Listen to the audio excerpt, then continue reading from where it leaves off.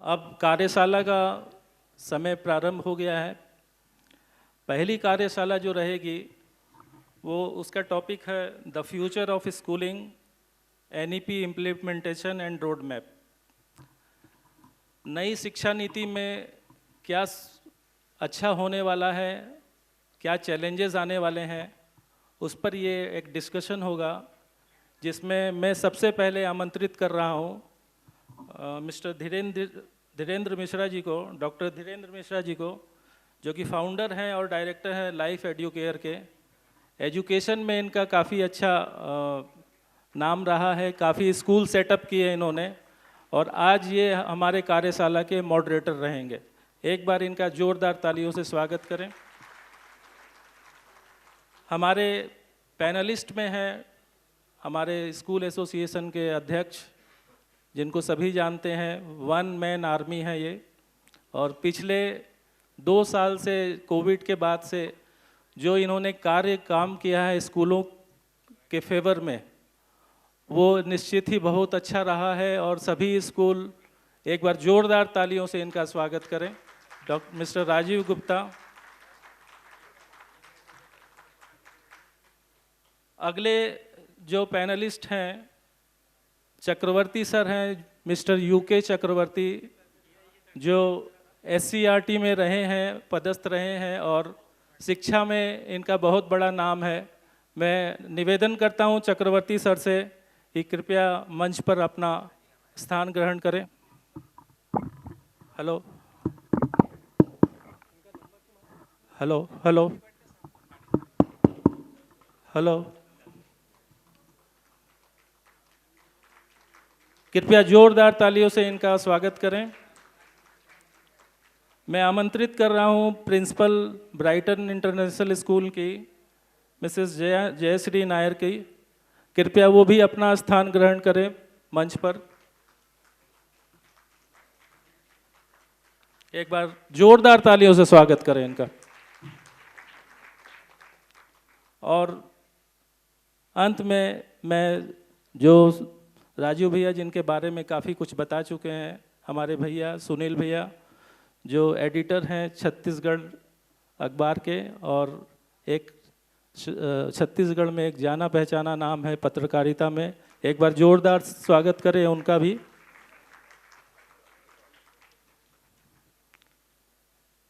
मैं डॉक्टर धीरेन्द्र मिश्रा से रिक्वेस्ट करता हूं कि वो इस कार्यशाला का विधिवत संचालन करें। Thank you.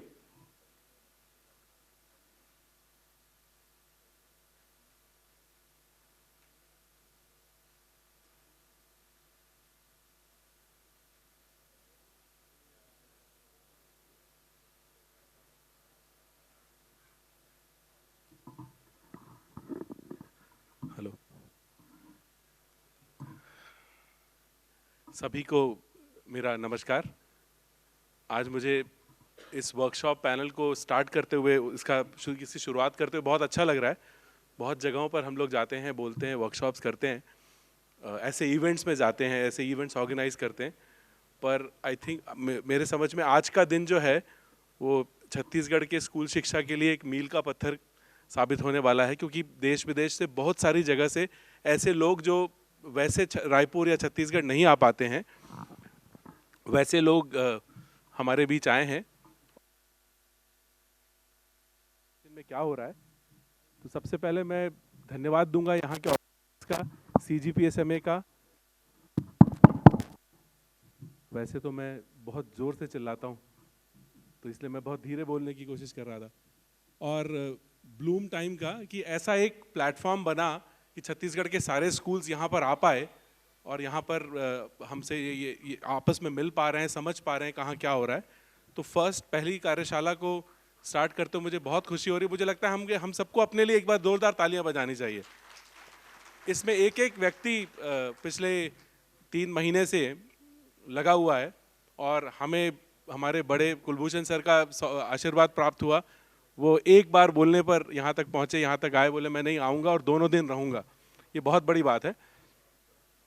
तो हम लोग आज का जो पहला पैनल है, और एक बात और मज़ा आ रहा है कि जब भी कुछ दिक्कत या तो मुझ में है या इस माइक में है,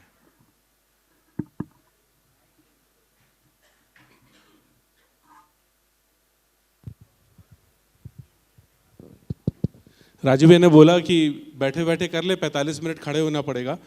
तो मैंने कहा मैं मास्टर आदमी, जब तक खड़ा नहीं होगा तब तक बोल नहीं पाऊंगा। मास्टरों का प्रॉब्लम है, ये तो लॉ हुआ करता था कि बैठ के नहीं पढ़ा सकते। तो मैं भी टीचर हूँ, मुझे बड़ा मज़ा आता है खड़े होकर के बात करने में। तो हमारी नई शिक्षा नीति जिसके ऊपर काफ़ी बात हो रही है, उसका थोड़ा सा एक बैकग्राउंड मैं दूंगा। 2005 में प्रोफेसर यशपाल के नेतृत्व में हम लोगों को अपना नेशनल करिकुलम फ्रेमवर्क 2005 मिला था, जो हर 10 साल में रिवाइज होना है।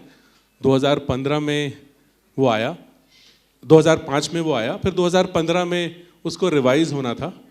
मैं किसी भी पार्टी से ताल्लुक़ नहीं रखता हूँ। 2015 में अगला करिकुलम फ्रेमवर्क आना था, पर शायद सरकार बदली, कोशिश हुई कि अब तो नई शिक्षा नीति ही आनी चाहिए, जो कि बहुत ज़रूरी थी। नई शिक्षा नीति आई, हमारी एक शिक्षा मंत्री आई जिनके ऊपर ये भार था कि नई शिक्षा नीति बनाई जाए। वो आई और चली भी गई। और उसके बाद नए शिक्षा मंत्री आए, केंद्र में एचआरडी मिनिस्टर आए, उन्होंने भी कोशिश की। एक रिपोर्ट आई 2018 में, बहुत कम लोग जानते हैं। 2018 में एक रिपोर्ट आई और वो भी रिपोर्ट पब्लिश होने के पहले चली गई ठंडे बस्ते में। फिर नए सिरे से रिपोर्ट आई और कोविड के आसपास आने वाली थी, पर कोविड में हम सब परेशान थे, तो हम लोगों के लिए एक लॉलीपॉप आया, नई शिक्षा नीति, न्यू एजुकेशन पॉलिसी 2020, जिसका कि क्रियान्वयन अब पता नहीं कब होता है। फाउंडेशनल स्टेज का करिकुलम फ्रेमवर्क आ गया है, नर्सरी से 2 तक का, बाकी का सरकारें और भगवान दोनों मालिक है। बट हम लोग इस विषय पे आज चर्चा करेंगे। तो जो नई शिक्षा नीति आई, कोई कहता है कि पुरानी चीज़ों को ठीक करके परोसा गया है, बदल के परोसा गया है, तड़का मार के परोसा गया है। बहुत सारे प्राइवेट स्कूल्स ऐसे हैं जो कहते हैं कि हम, और सही भी है, 70-80% तो ऑलरेडी हम ये सब कर रहे थे, क्योंकि सब 2014 से ड्यू था, हम ऑलरेडी ये सब कर रहे थे। और बहुत सारे लोग ये बोलते हैं, ये जो सरकार खुद कह रही है, क्या सरकारी स्कूल कर पाएंगे? बहुत से लोग ये सोचते हैं, क्या छोटे प्राइवेट स्कूल ये सब कर पाएंगे? और एक जो बहुत बड़ा एक चीज़ जो मैं कहना चाहता हूँ, जो क्योंकि मैंने गलती से सही पता नहीं पर फाइनेंस पढ़ा है और मैं स्कूल में पढ़ाता था, तो मुझे पैसा भी समझ में आता है। नई शिक्षा नीति को क्रियान्वित करने के लिए मुझे लगता है नर्सरी से लेकर के 5वीं तक में अगर आप जिस भी मॉडल में हो, 15 से 20% एक्स्ट्रा खर्चा करना पड़ेगा उस नीति को क्रियान्वित करने में। तो वो सरकार जो कहती है कि 10% से ज़्यादा आप फीस नहीं बढ़ा सकते, नहीं तो फी कमेटी के पास जाना पड़ेगा, क्या ये सब चीज़ें सोची गई हैं? तो चलिए इसकी शुरुआत करते हैं। एक बार फिर बहुत बहुत धन्यवाद सारे पैनलिस्ट का कि आज यहाँ पर आए हैं। मैं थोड़ा नोट्स की तैयारी के साथ काम करने की कोशिश करता हूँ। तो पैनलिस्टों का इंट्रोडक्शन ऑलरेडी हो चुका है, तो मैं सीधे सवाल पे आता हूँ और हमारे प्यारे राजीव भैया से मैं अपना पहला सवाल पूछूंगा। राजीव सर, आप क्या सोचते हैं, ये जो नई शिक्षा नीति आई है 2020 वाली, जिसकी क्रियान्वयन का एक डेडलाइन तो अभी तक नहीं बताया गया कि कब से करना है, कोई कह रहा है इसी साल से, कोई कह रहा है अगले साल से, जो भी हो, पर as Chhattisgarh private school management association आप इसके बारे में क्या सोचते हैं? और जब भी ये नीति अश्वम्भावी लागू की जाएगी, उस समय CGPSMA के नज़रिए से आप लोग उसके बारे में क्या सोचते हैं? क्या आप लोगों की तैयारियां हैं कि नीति का क्रियान्वयन सारे स्कूलों में अच्छे से हो पाए? धीरेन्द्र भाई, मैं सारे पैनलिस्ट का स्वागत करूंगा।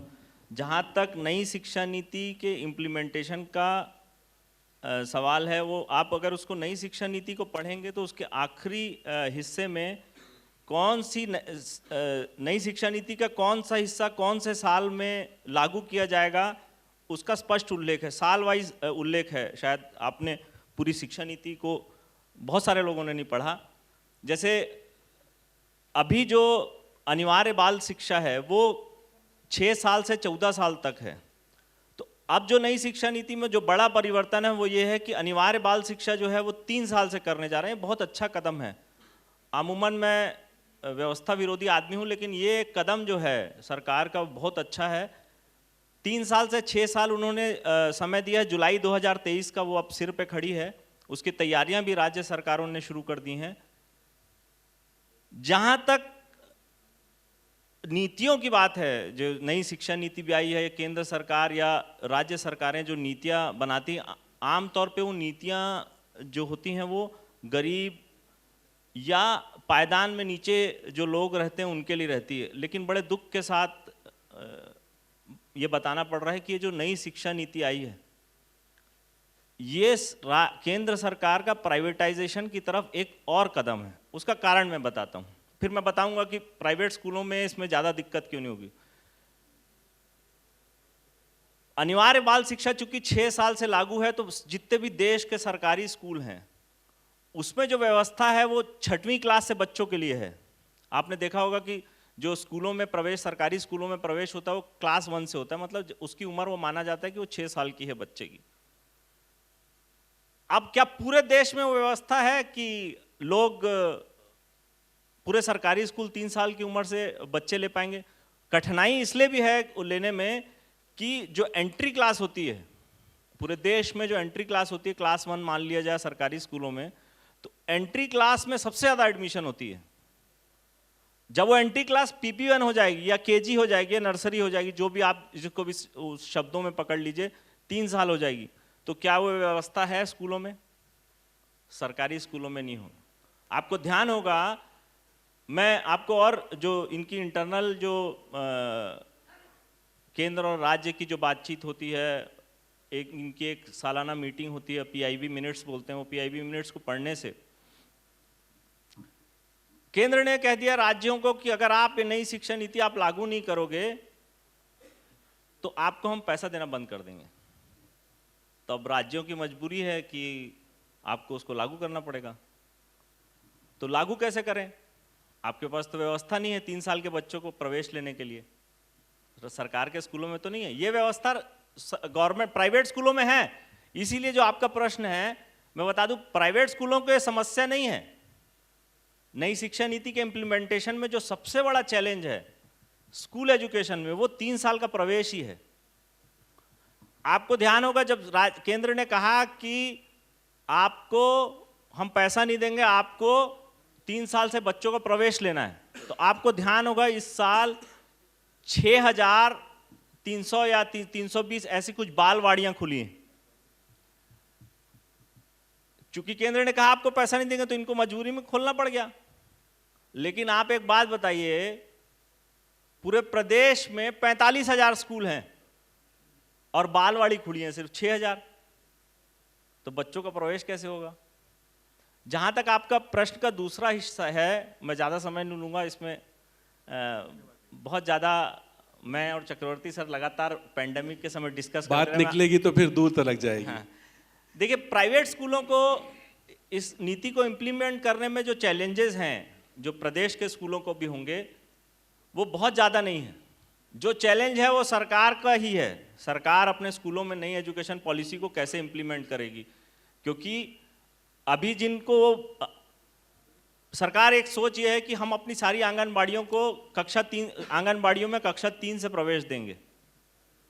तो आंगनबाड़ी तो बहुत छोटी छोटी है, हाँ 3 साल से आंगनबाड़ी बहुत छोटी छोटी है। लेकिन मैं क्यों बोलता हूं बार बार कि सरकार का कदम प्राइवेटाइजेशन की तरफ है, क्योंकि ये 3 साल वाली व्यवस्था प्राइवेट स्कूलों में ऑलरेडी है। बच्चों को आप नर्सरी में प्रवेश देते हैं अपने यहाँ, तो नर्सरी जो है वो क्लास 3 का प्रवेश है।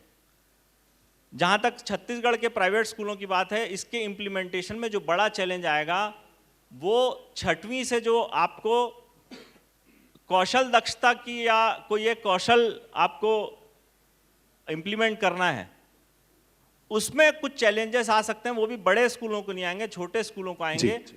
लेकिन as such, as a blanket अगर आप देखें नई शिक्षा नीति को, तो प्राइवेट स्कूलों को ज्यादा चैलेंज नहीं है। जो चैलेंज है वो सरकार को ही है। आपके पास 1 मिनट का और समय है, क्योंकि मैं चाहूंगा कि इसको समय पे समाप्त करूं, इसलिए सबको। मेरी बात हो गई अब। जी। तो भैया, वो जो आपने समय की बात की कि आखिरी में जो तारीखें लिखी हुई हैं, उस तारीख में लिखा था कि 31 दिसंबर 2021 तक लर्निंग आउटकम्स आ जाएंगे, जो कि नर्सरी से 2 के आए अभी शायद दिसंबर के शुरुआत में, नवंबर के एंड में। तो मेरा मतलब ये था, सरकारें तारीख तो दे ही देती हैं, पर इसमें कब वाकई ये इम्प्लीमेंट हो पाएगा। हम लोगों को शायद इस साल से करना है, 2023 से। कितने ही स्कूल हैं जिन्होंने अब अपने करिकुलम को मैप कर लिया होगा 2000 नई शिक्षा नीति में नर्सरी से 2 के लिए, शायद 2 ही 4 स्कूल होंगे ऐसे। अब इसके बाद एक व्यू लेते हैं चक्रवर्ती साहब का। चक्रवर्ती सर जो कि गवर्नमेंट टीचिंग कॉलेज में प्रोफेसर रहे हैं और उन्होंने काफ़ी सारे टीचर्स को पढ़ाया है। तो चक्रवर्ती सर, आपको क्या लगता है सरकार के लिए इस शिक्षा नीति को उस आखिरी बच्चे तक ले जाने में क्या क्या कठिनाइयाँ आएंगी?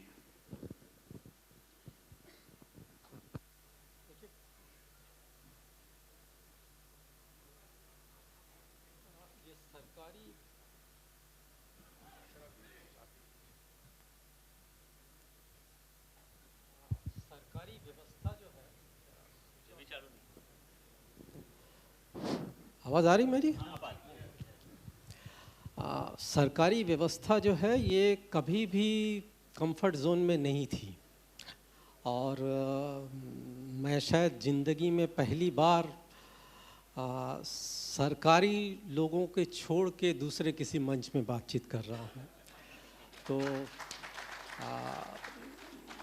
राजीव ने जब कहा कि, बहुत पुरानी बात है, राजीव ने कहा था कि सर ऐसा कुछ करने का सोच रहे हैं। मैंने कहा चलो ठीक है, सरकारी काम तो बहुत किए, अब थोड़ा असरकारी करके भी देख लेते हैं कि काम करता है कि नहीं। तो इसलिए मैं आया हूँ। लेकिन ये जो सवाल है कि चैलेंजेस क्या है, चैलेंजेस तो हमारे पास NEP 1986 के भी ख़त्म नहीं हुए हैं। देखिए बदलाव क्या आया है, मेजर शिफ्ट क्या आया है। इनफैक्ट एक्चुअली मैंने अपनी नौकरी शुरू की थी 1983 में, और मैं जब 83 में नौकरी में आया उसके बाद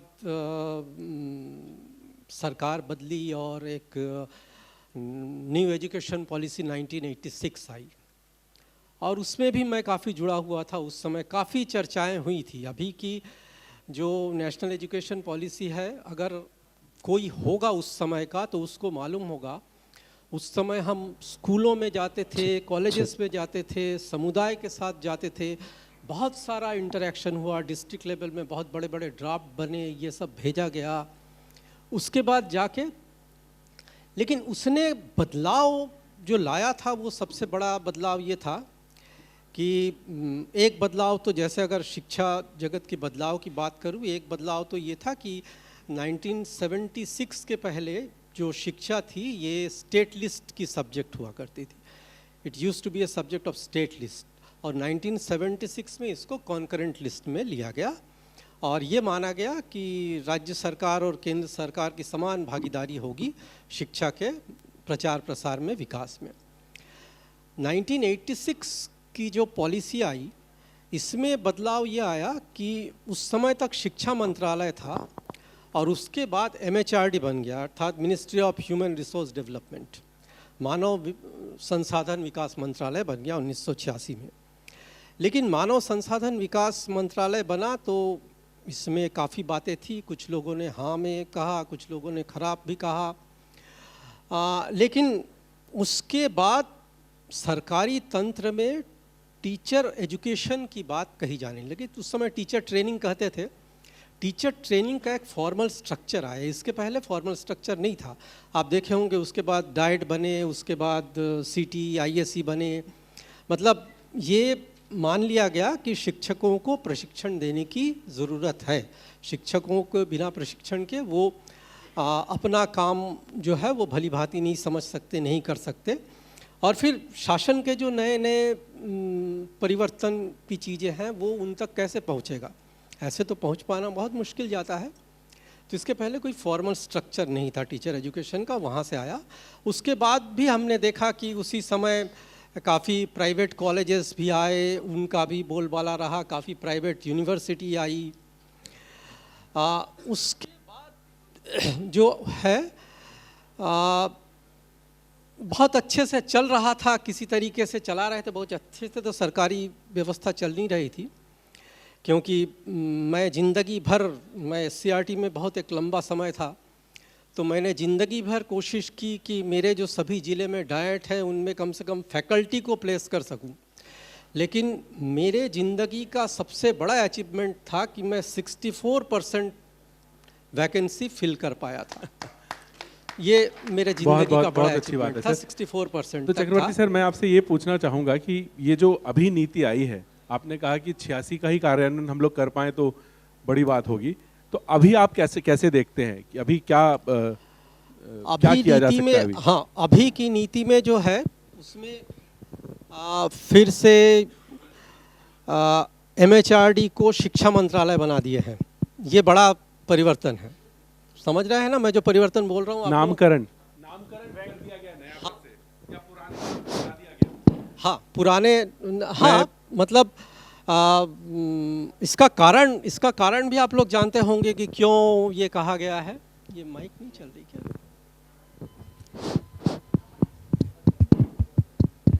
सारे माइक बंद हो गए क्या? हाँ, सांसद भवन हो गया क्या? आ रही आवाज है?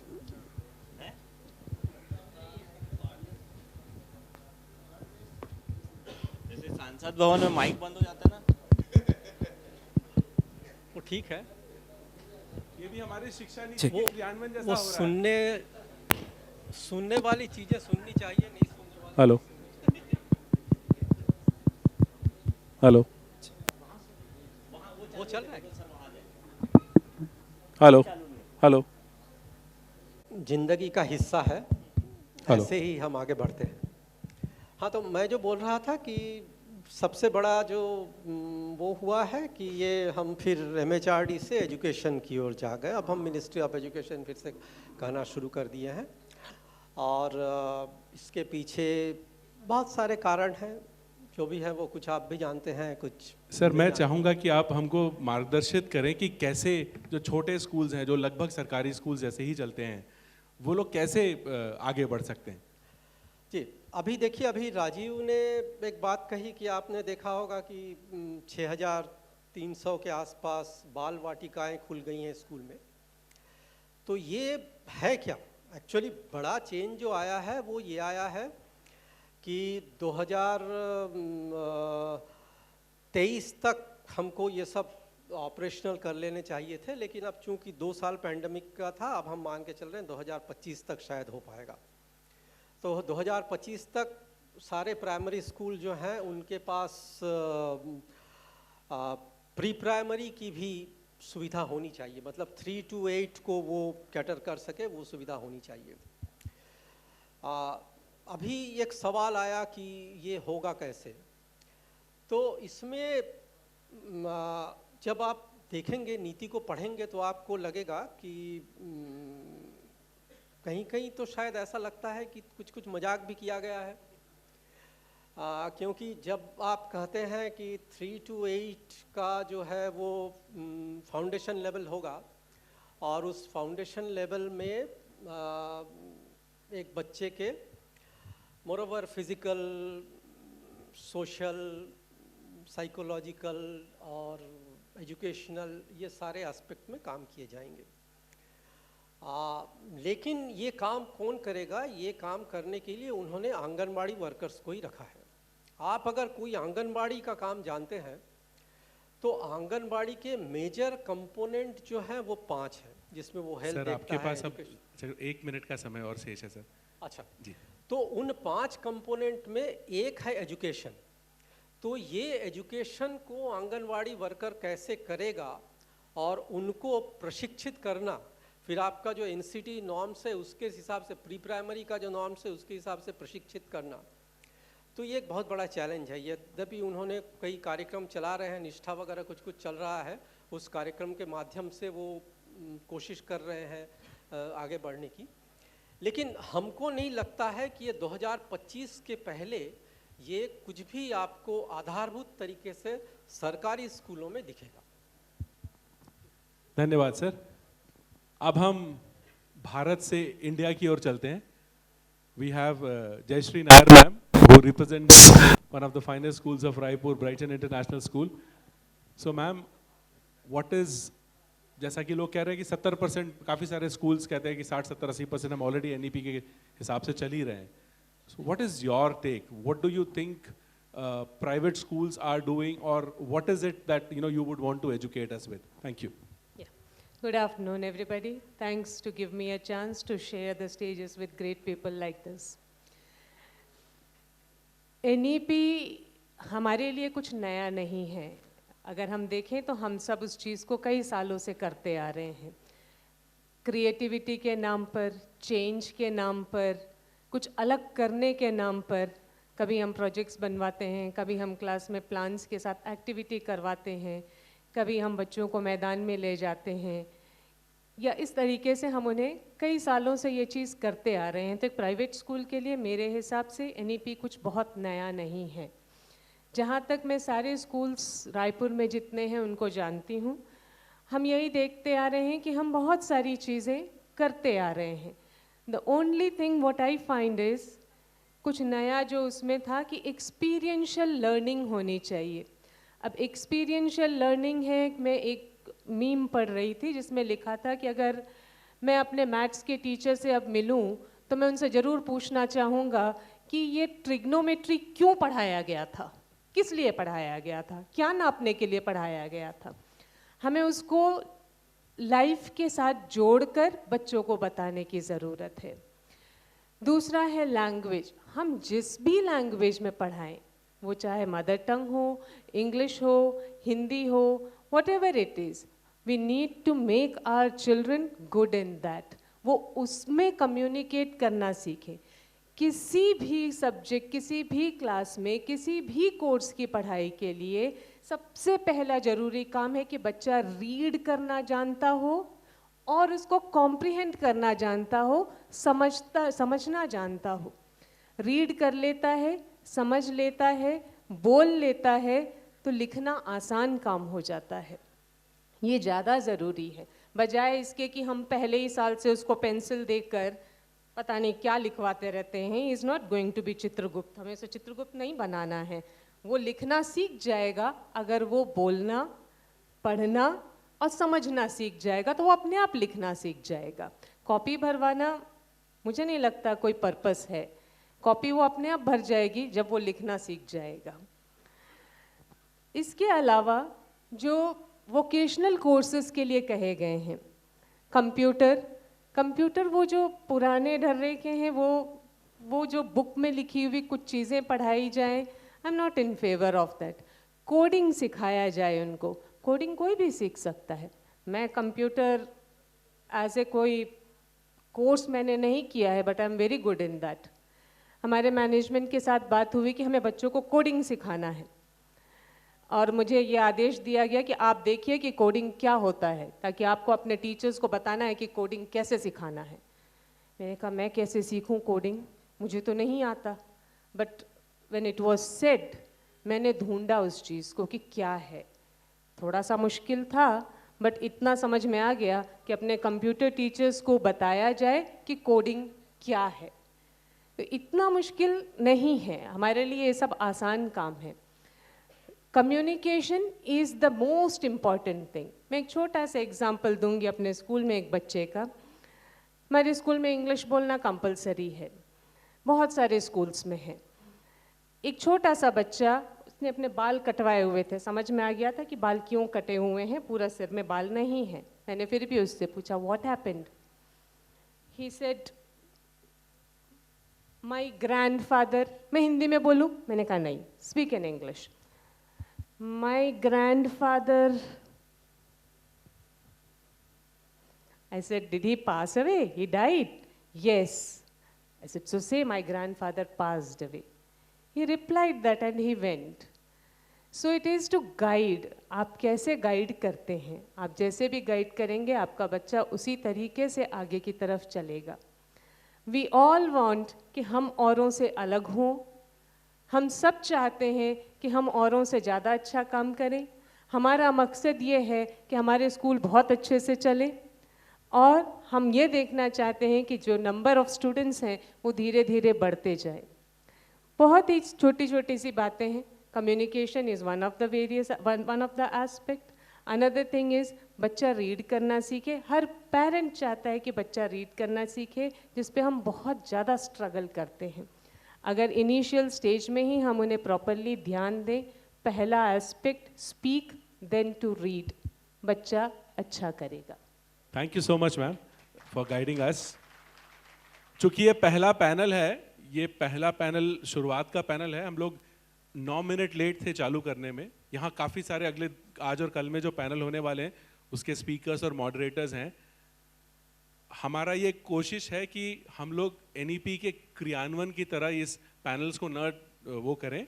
हम समय पर चालू करेंगे और समय पर बंद करेंगे. ये 12 से 12:45 था. 15 मिनट के ब्रेक के बाद 1 बजे से दूसरा पैनल है. मैं और 5-7 मिनट में इसको ख़त्म करने की कोशिश करूँगा और हम चाहेंगे कि अगला पैनल जो है ठीक 1 बजे शुरू होकर के 1:45 पर ख़त्म हो, क्योंकि समय का सम्मान करना बहुत ज़रूरी है. अब मैं जाना चाहूँगा सुनील सर के पास. हम अखबार को, मीडिया को लोकतंत्र का चौथा स्तंभ कहते हैं, तो देखते हैं, हम सुनील सर से समझने की कोशिश करते हैं कि लोकतंत्र के चौथे स्तंभ NEP के बारे में क्या सोचते हैं और वो कैसे समाज को और सरकार को अपनी परिपाटी पर रखेंगे, अपनी एक धारा पर रखेंगे कि इसका क्रियान्वयन अच्छे से हो पाए. Sunil sir, thank you. Thank you. मेरा स्कूल एजुकेशन से बड़ा लंबा लेना देना रहा. मैं पहली से 11वीं तक स्कूल में पढ़ा हूँ. लेकिन इसके अलावा मेरा स्कूल एजुकेशन से कुछ सीधा लेना देना नहीं रहा. मेरी वाइफ कॉलेज में पढ़ाती हैं, मेरी बहू एक स्कूल में पढ़ाती है, लेकिन मैं सीधे जुड़े हुए नहीं रहा स्कूल एजुकेशन से. लेकिन राजीव ने मुझको बुलाया. मैं उसूलन किसी कार्यक्रम में नहीं जाता हूं, लेकिन राजीव की बात नहीं टाल सकता था. मैं सीधे मुद्दे की बात पर आता हूं. मैं एक आउटसाइडर हूं स्कूल एजुकेशन में, मैं इनसाइडर नहीं हूं, तो मेरा नज़रिया थोड़ा बाहर का रहेगा. मैं स्कूल एजुकेशन की निटी ग्रिटी नहीं समझता, मैं आप लोगों की दिक्कत नहीं समझता, मैं सरकारी और प्राइवेट के फ़र्क को दूर से देखता हूं, उतना बारीक से नहीं समझता. लेकिन मैं एक बात यहाँ पर कहना चाहता हूँ कि हिंदुस्तान अपने संविधान के मुताबिक एक फेडरल स्ट्रक्चर है, एक संघीय ढांचा है, जिसमें केंद्र और राज्य के संबंध जो हैं ये 2 अलग अलग इकाइयों के संबंधों की तरह रहने की व्यवस्था है. इनमें दोनों के अधिकार भी बंटे हुए थे. दिक्कत ये हुई है कि जब हेलो हेलो हेलो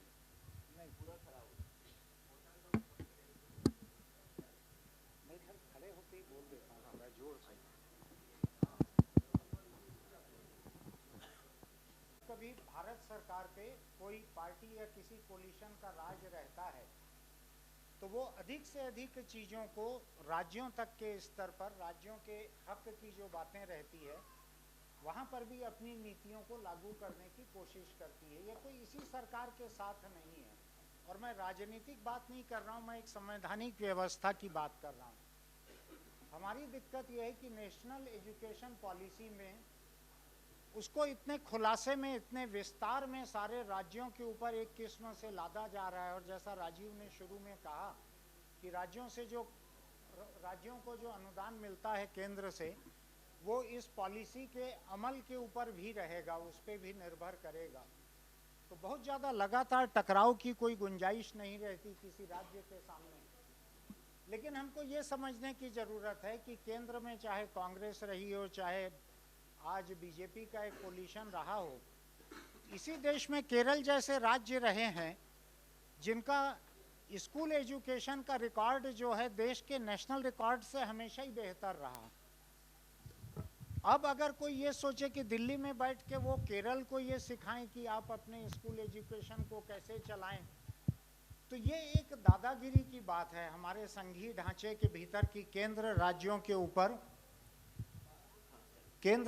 के ऊपर अपने एक अधिकार को थोप रहा है. ऐसी नौबत है. तो मैं प्राइवेट स्कूल के नज़रिए से बिल्कुल ये बात नहीं कह रहा हूँ. हो सकता है कि अकेले आपके काम की न हो, मैं एक व्यापक बात कह रहा हूँ. व्यापक बात यह है कि केंद्र सरकार को राज्यों के अधिकार क्षेत्र का जो मामला था, जैसा चक्रवर्ती साहब ने कहा कि एक समय तक के कॉन्करेंट लिस्ट में था, उसको पूरी तरह से केंद्र सरकार की लिस्ट में लेके आ जाना, वहाँ लागू कर देना, बिना ये देखे कि राज्य 3 साल की उम्र से दाखिला दे सकते हैं कि नहीं, इनके ऊपर उसको लागू कर देना। ये देश के बहुत से जानकार लोग इस बात को कह रहे हैं कि ये स्कूल एजुकेशन से लेके यूनिवर्सिटी एजुकेशन तक के एक बहुत बड़े प्राइवेटाइजेशन की साजिश चल रही है। मैं आज जिस फोरम में हूँ, यहाँ पे प्राइवेटाइजेशन की साजिश शब्द अटपटा लग सकता है, उसका स्वागत किया जाएगा। लेकिन ये देश के हम व्यापक हित की बात कर रहे हैं, जहाँ मेरा ख्याल है 90% बच्चे सरकारी स्कूलों में पढ़ते हैं, 10% बच्चे ही शायद प्राइवेट स्कूल्स में होंगे। वहाँ पे अगर 3 से 6 साल की उम्र के बच्चों को मजबूरी में अगर प्ले स्कूल में, प्री प्राइमरी में अगर जाना पड़ेगा, तो ये उन माँ बाप के लिए और उन सरकारों के लिए दिक्कत की बात होगी जो रातों रात इसका इंतजाम नहीं कर सकती। ये तो एक पहलू हुआ। दूसरा, हिंदुस्तान जो है इतनी विविधता वाला देश है, यहाँ पे अलग अलग प्रदेशों में एजुकेशन का स्टैंडर्ड इतना अलग अलग रहा है कि इन सबको एक शिक्षा नीति, एक सिलेबस, एक बोर्ड, एक एंट्रेंस एग्जाम, इन सब के तहत लेके आना जो है, इससे कई राज्यों के साथ बहुत बड़ी बेइंसाफी हो रही है। जो राज्य पिछड़े हुए हैं, उन राज्यों को सबके साथ एक कतार में खड़े करने से उन राज्यों के आगे बढ़ने की संभावनाएं बिल्कुल सीमित होती हैं। नेशनल एजुकेशन पॉलिसी को जितना मैंने देखा हुआ है, बहुत कम समय मैंने उसको पढ़ा अभी, उससे ऐसा लग रहा है कि केंद्र सरकार ने पूरे देश को एक यूनिट मान लिया है, जबकि ये बहुत सारे बिल्कुल अलग अलग प्रदेशों का एक संघ है। आपने यूरोपियन यूनियन का कॉन्सेप्ट सुना होगा, 2 दर्जन से ज़्यादा देशों ने मिलके, यूरोप के देशों ने मिलके यूरोपियन यूनियन बनाया। वहाँ कॉमन करेंसी रखी, कॉमन वीज़ा पासपोर्ट रखा, कई चीज़ों को एक जैसा रखा सब जगह। सरहद की रोक उन्होंने हटा दी, आप एक दूसरे देश में जा सकते हैं, लेकिन उन्होंने कहीं भी एजुकेशन पॉलिसी को छूने की कोशिश भी नहीं की। दुनिया के तमाम अच्छे, विकसित, सभ्य और मैच्योर डेमोक्रेसीज का तजुर्बा यह है कि एजुकेशन में अगर विविधता रहती है, अलग अलग प्रदेशों को एक आज़ादी मिलती है, तो उनके तजुर्बों से दूसरे लोग सीख सकते हैं। और आज हमारे देश में अगर भारत सरकार ये सोचती है कि वही अकेली तजुर्बेकार है, उसी की सोच से सभी को सीखना चाहिए, तो मैं कुछ महीने पहले की एक घटना याद दिलाता हूँ। एक टीवी चैनल पे एक एंकर ने तमिलनाडु के फाइनेंस मिनिस्टर से बहुत तीखे सवाल किए कि जब देश के प्रधानमंत्री ऐसे बोल रहे हैं तो आप उस बात को मानते क्यों नहीं हैं। तो तमिलनाडु के मुख्यमंत्री ने कहा कि देश के प्रधानमंत्री का ऐसा कहने का कौन सा संवैधानिक हक है? क्या संविधान ने उनको राज्यों से अधिक हक दे दिया है हमको सिखाने का? क्या भारत सरकार का फाइनेंशियल परफॉर्मेंस तमिलनाडु से बेहतर है? क्या उनके यहाँ की जीडीपी जो है भारत की, क्या वो तमिलनाडु से बेहतर है? किसी भी फाइनेंशियल पैरामीटर में भारत सरकार तमिलनाडु से बेहतर नहीं है। तो भारत के प्रधानमंत्री तमिलनाडु को फाइनेंस सिखाने वाले कौन होते हैं? बस। तो मेरा मानना है कि केरल जैसे राज्य जो एजुकेशन में बहुत आगे रहे हुए हैं, आज अगर उनको भारत सरकार ये कहे कि आपको इस नीति के तहत ही स्कूल कॉलेज चलाने हैं, तो ये बहुत ही अनफेयर, बहुत ही अटपटी बात है। तो प्राइवेट स्कूल के नज़रिए से आप लोग नई शिक्षा नीति को जैसे भी देखें, मेरा ये मानना है कि आप लोग समाज के प्रमुख लोग हैं, इसको इस नज़रिए से भी कम से कम एकेडमिक स्तर पे सोचिए कि क्या सचमुच ही देश में ऐसी एक कॉमन नीति होनी भी चाहिए। बहुत बहुत धन्यवाद, आपने सुना मुझे। धन्यवाद सर, धन्यवाद सर। बात निकली थी तो दूर तलक गई, शिक्षा से होते हुए राजनीति केंद्र और राज्य के ऊपर गई, पर अलग अलग नज़रिए को सुन के बहुत अच्छा लगा। फिनलैंड जो कि दुनिया का सबसे बेहतरीन देश है शिक्षा के मामले में, वहाँ सबसे ऊपर से लेकर सबसे नीचे तक का बच्चा एक ही सिलेबस पढ़ता है, इसीलिए शायद वो आगे हैं, और हम अलग अलग करने की कोशिश करते हैं, इसीलिए हम आगे नहीं जा पाते। तो नहीं कहूँगा पीछे हैं, इसीलिए शायद हम आगे नहीं जा पाते हैं। पर जैसा कि मैंने कमिटमेंट किया है कि ये सेशन टाइम पर ख़त्म होगा। सभी अलग अलग वक्ताओं का बहुत बहुत धन्यवाद। अब हम आप सभी का सम्मान करना चाहेंगे। आप सबने अपने बेहतरीन बिजी लाइफ में से थोड़ा सा समय हमारे लिए निकाला, इसके लिए बहुत बहुत धन्यवाद। मैं चाहूँगा कि सर आकर के अब सम्मान समारोह का कार्यक्रम स्टार्ट करें।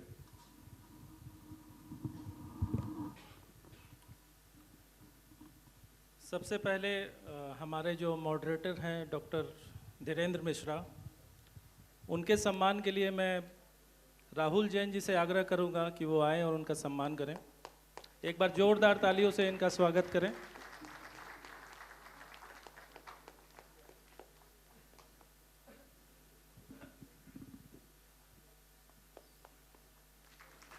सम्मान की अगली कड़ी में मैं शरद चंद्रा जी से निवेदन करता हूं।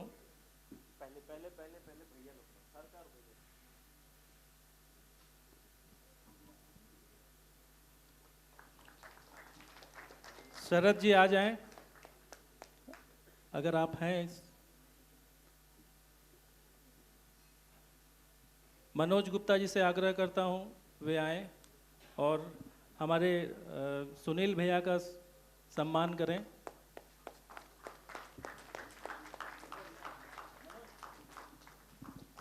तालियों में कमी मत करें और जोरदार तालियों से इनका सम्मान करें।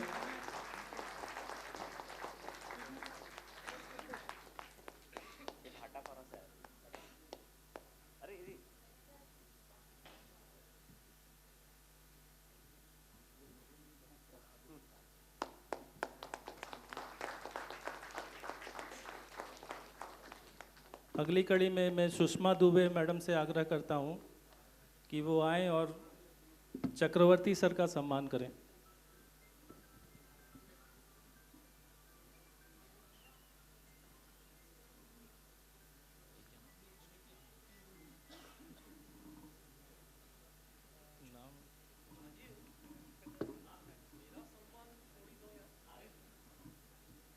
सॉरी, इनका नाम अर्चना दुबे जी से रिक्वेस्ट करूंगा।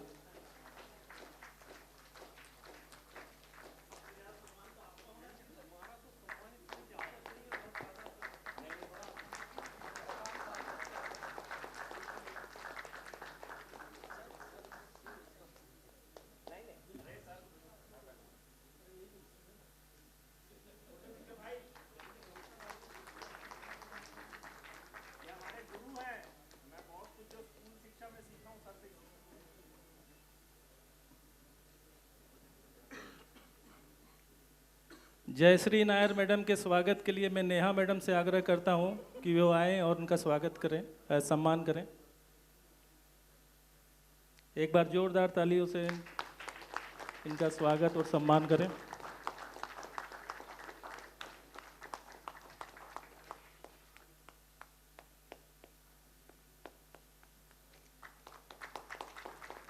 और अंत में हमारे जो प्रेसिडेंट हैं स्कूल एसोसिएशन के राजीव गुप्ता जी, उनके सम्मान के लिए मैं बुलाना चाहूँगा विकास त्यागी जी को।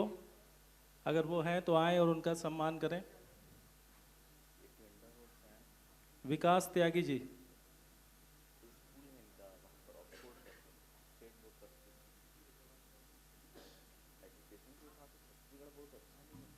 सभी स्कूल वाले जोरदार तालियों से इनका सम्मान और स्वागत करेंगे।